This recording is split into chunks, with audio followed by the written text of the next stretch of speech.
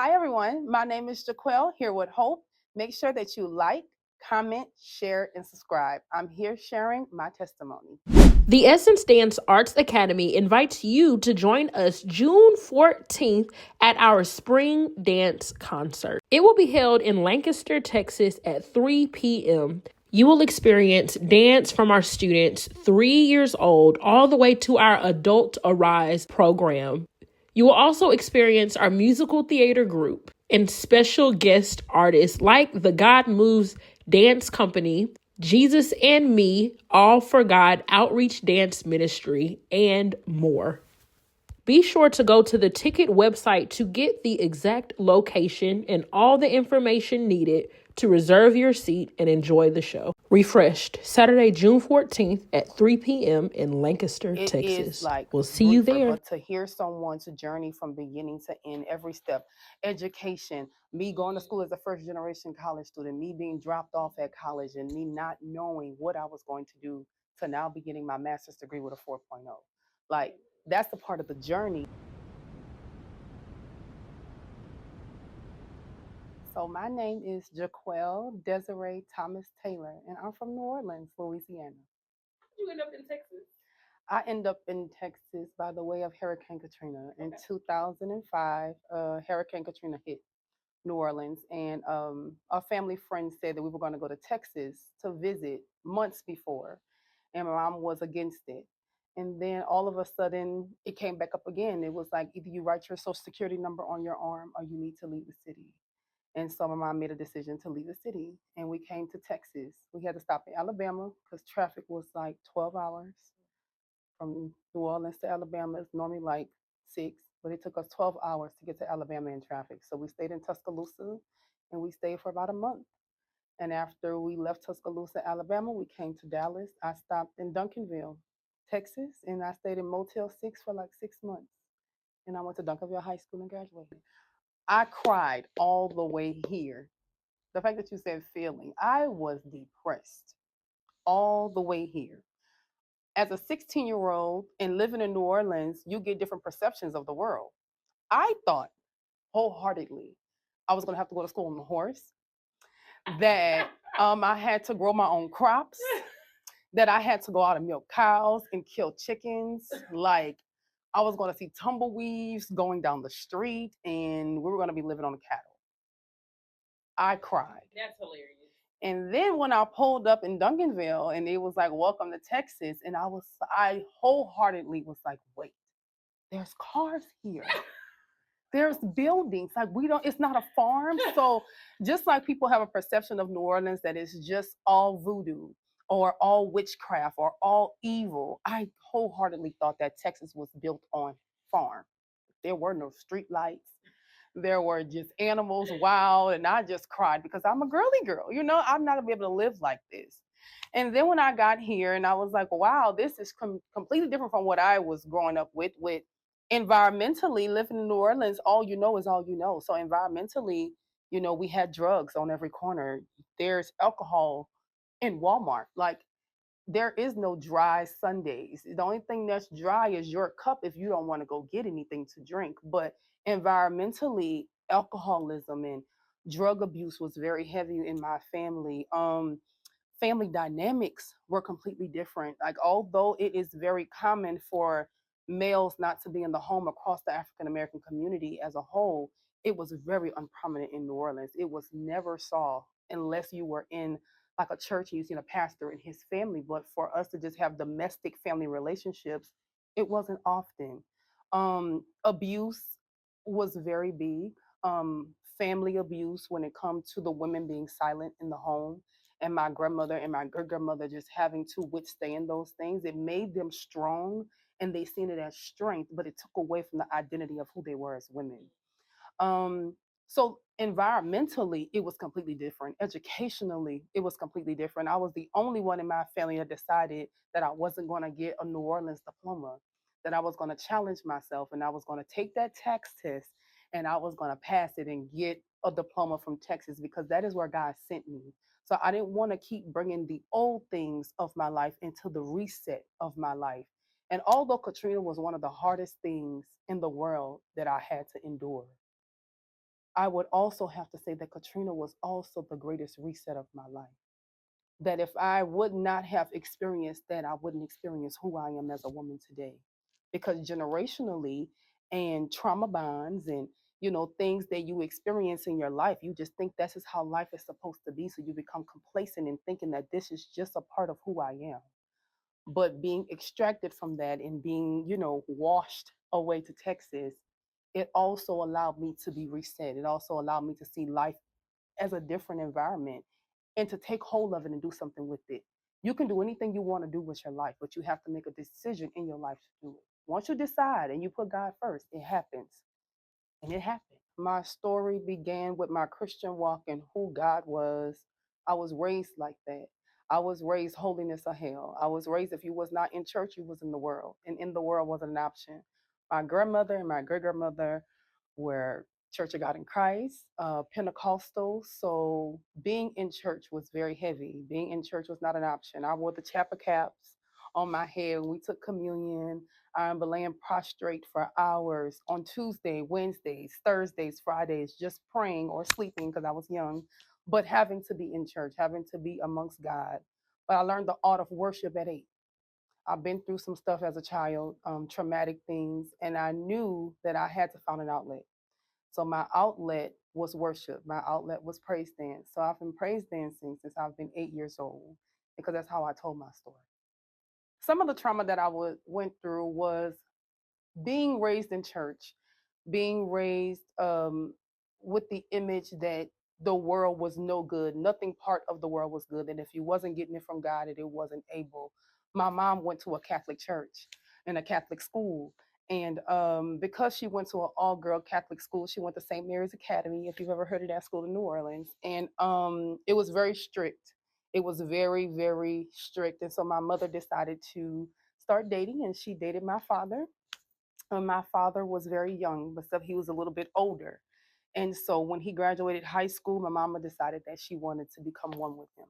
And so the mom had us at a very young age, me and my two brothers. She had my brother first. We're a year and 20 days apart. And my younger brother, we're a year and 4 months apart. So we're like Irish twins almost. And so after the age of 5, mom got married to a minister. And the minister took advantage of me for 3 years, um, from the age of 5 to 8. So, due to my mom's experience with relationships and just needing to fill the void for herself, it exposed me to being around a lot of males who didn't want my mom, they wanted me. And because she was kind of oblivious to it because she was young, long as she wasn't alone, she just didn't see it.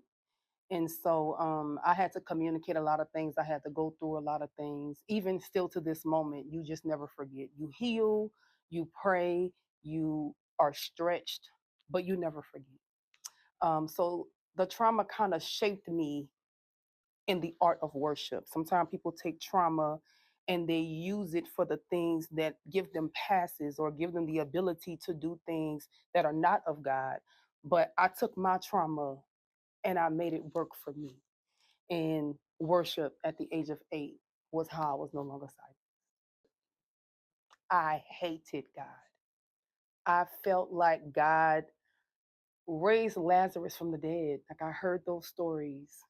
I heard the stories about parting the Red Sea as a child and healing the lady with the 12 issues of blood. So just knowing that God is a mighty God and He have saved and delivered all these people. Are like, what person can have the baddest fish fry in the world and have 5 loaves of bread and 2 fish and can feed a multitude of people, but He didn't come to save me. So I used worship as an art to not be silenced because also in the church we were not able to not do anything. I wasn't singing in the choir. I did not want to welcome people at the door. So let me do what I can do. And silence was what I wanted. I wanted to be silent because I felt like I was silenced for so long. But my body was taken advantage of. So I used my body to edify God. I blamed God. Um, I didn't think that He loved me enough to protect me. And I was taught that you were the most powerful man in the world. I never stopped worshiping. I never stopped teaching dance. But there was an underlining for me of I'm using my gift to bless other people, but I won't be blessed by my gifts because you weren't there for me. So for some reason, you just don't see me. And so for a very long time, I would still go to church. I would still minister. But when I turned 21, I had my son. And I just thought in my mind the very moment that I held my child, what can I do to ensure that his life does not end up like mine? And that has been a fear for me since the moment that I had my son, because I knew what life looked like for me. And I made the hardest decision of my life, which was to give my son back to God. That was tough for me because I was given to God and I felt like I was abandoned. But I knew I wasn't good enough. I knew it wasn't me, wasn't just enough. So I had to rely on God to protect my child the way I wasn't protected, the way I felt he didn't protect me. So I remember being 21 years old in my own apartment and Jaquan being about 6 months old. And I remember that I blamed God for not rescuing me, but a person didn't come either.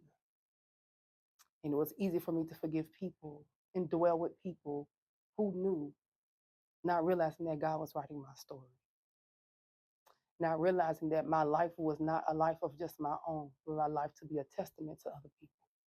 So I had to stop being selfish with my story. I had to stop being selfish with my trauma because although some of the things that I derived from my trauma, it was also preparing me for my story and preparing me to be a mother. Being a mother was the greatest gift. And I think that God knew that. And so he didn't only just give me salvation, he gave me a son that I can give right back to him. But it had to be my choice because I tried to do everything on my own. And I realized that control of his life is something that was way far bigger than I could ever imagine. Because he's going to grow up and he's going to live this life. And I'm not a man. I can't teach him how to be a man. But I know a father, he could do it all. So I had to give Jaquan back to God because I couldn't do it by myself. My mom was very ill. My mom has lupus. And so my mom and I was have been estranged for a while. Like it wasn't like, we didn't talk or we didn't visit each other because I had a child. Of course, she was a grandmother for the first time. I'm the only girl in my family. Everyone else were males. And so it was not strong. It's because of her own trauma or her own lives and my own expectations of what I knew she could be as a mother because I too now am a mother. And I know my abilities of his mother, so I should know your abilities of you being mine. And so that drew us away, but Jaquan made us closer. But it wasn't great. It was on the surface. If it wasn't about Jaquan, it wasn't being discussed. But now I would say that within those years, healing has commenced, at least for myself, because I can hold a conversation. I can genuinely say that I love her. I can genuinely call and check on her without an expectation of her asking how I'm doing to just merely just listen. The biggest shift of my life was saying I do, was getting married. I got married to my husband July 17th, 2021. And I think for me, that shift just meant that this is the first time in my life that I am able to choose who I get to do life with and who I get to share intimate parts of my life with. I chose that for the first time. In that, in saying I do and in the big shift of my life, I also realized that I still needed God. And making decisions without God was not okay. So I think the shift of me incorporating God into my relationships as an adult was a shift for me because I, for so long, was trying to just do things on my own. There was something else. There was. Um, the transition of life from being a young adult to a woman is different. Um, I knew myself as Jaquel of what everyone else seen me to be, but not who God called me to be. Mentoring shifted my life traumatically. Community shifted my life traumatically because I realized in my life and in my walk and in being solid, I was not healing other people who God sent to me. And so I was so hesitant for so long until COVID hit and God shut the entire world down. And I was silenced once again. I wasn't able to use my body to worship anymore because we were all at home due to COVID. And God started speaking to me. He started talking to me about how can you worship? How can you minister without telling the people that I sent to you about who I am and why you worship? So worship started to be a hobby, something to keep me going and keeping me moving, but not realizing how I was instilling God into these young people.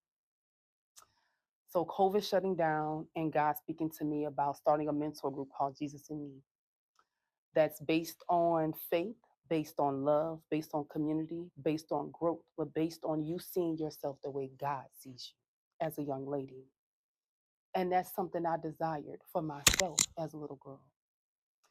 And it shifted my life completely when it came down to my closer walk with God because I realized the only way for me to get them closer to the cross is I had to be on near God's feet at the throne, saying yes, not knowing that sometimes saying yes can cost you everything. But saying yes to God in that moment has been the biggest blessing of my life because regardless to where these young people go, I have gave them a remnant and a taste of who God is. And that's what shifted me the most. My current spiritual journey right now, there is no journey without God, right? I refuse to make a decision. I mean, down to the clothes that I put on, down to the perfume that I put on, down to what gas station I'm going to stop at on the way to work. There is no making decisions without God. There is no walking by myself anymore. There is no, okay, God, I'm going to ask for permission, but forgiveness, really, because I want to do life the way that I want to do it. Just realizing that I am not in control of my own life and my story starts with Jesus. And ends with Jesus. Ends, starts, ends, continues, legacy, whatever it may be. If it's not surrounded by God, if it's not centered by Jesus, then it's not for me. I see you. You're stronger than you think you are. And this too shall pass. And when you get to the other side, I want you to remember that you didn't do it without God.